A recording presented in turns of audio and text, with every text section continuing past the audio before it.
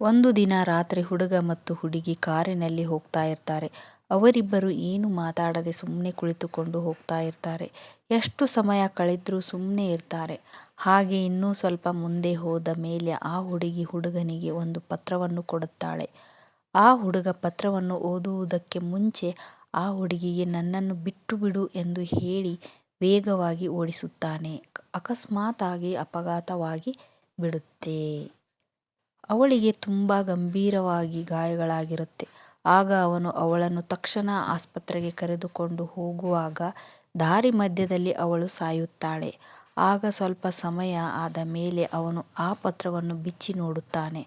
ಅವನು ತುಂಬ ಅಳುತ್ತಾನೆ. ಅವಳು ಏನು ಬರೆದಿದ್ದಳು ಅಂದರೆ, ನೀನು ನನ್ನ ಬಿಟ್ಟಿದ್ದ ತಕ್ಷಣವೇ ನಾನು ಸಾಯುತ್ತೇನೆ ಎಂದು ಪತ್ರದಲ್ಲಿ ಬರೆದಿರುತ್ತಾಳೆ. ಯಾವ ಸಂಬಂಧಗಳು ಆಗಲಿ ಬೇಗ ಕಳೆದುಕೊಳ್ಳಬಾರದು. ಸಂಬಂಧ ಅಂದರೆ ಜೀವನದಲ್ಲಿ ತುಂಬ ಶ್ರೇಷ್ಠ. ಹೋರಾಡಿ ಜೀವನವನ್ನು ಗೆಲ್ಲಬೇಕು. Thank you.